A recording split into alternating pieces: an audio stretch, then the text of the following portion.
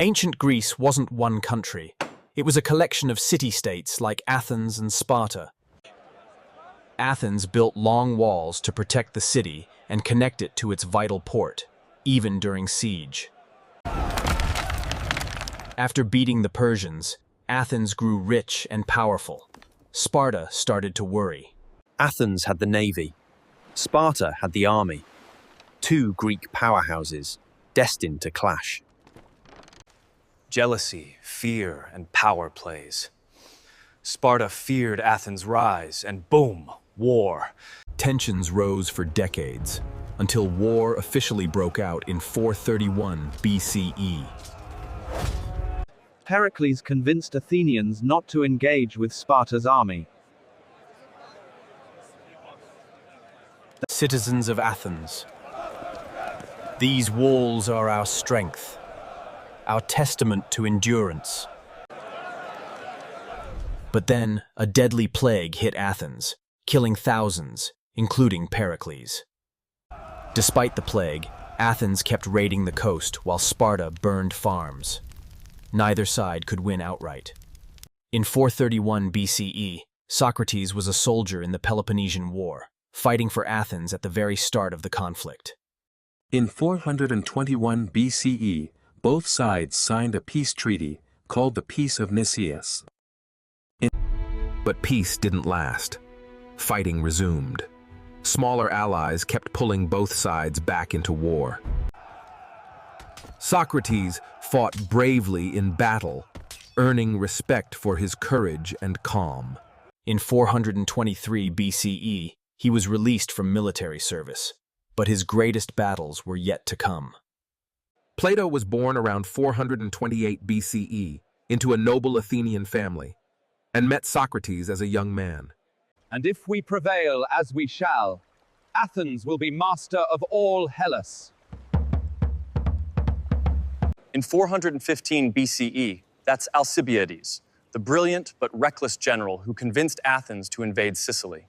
My fellow Athenians, behold Sicily, a land ripe for our ambition, a stepping stone to greater glory. The risks are great, Alcibiades.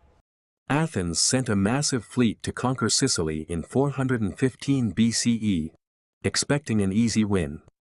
But Alcibiades was recalled, accused of crimes, and defected to Sparta.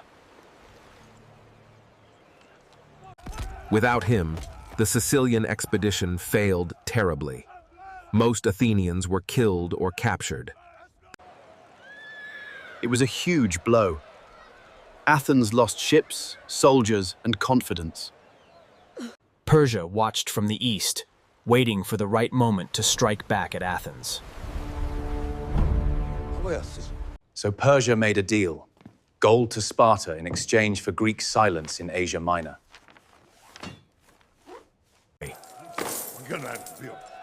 Sparta, now funded by Persian gold, built a navy of its own.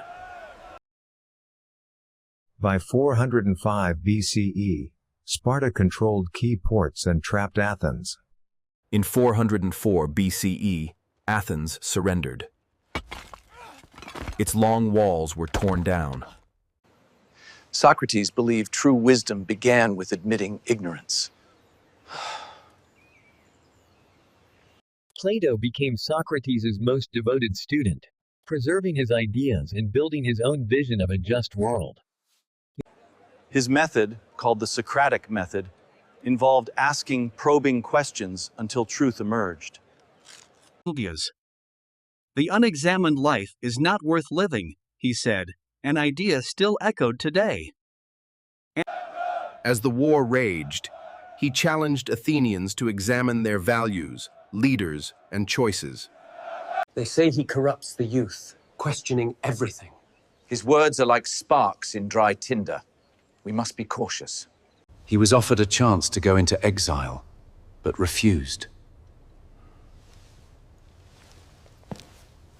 Remember to pay the debt to Asclepius.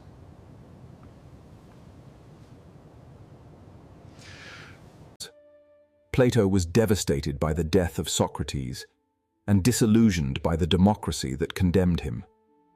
He began writing dialogues, using Socrates as a voice to search for truth, justice, and the ideal society.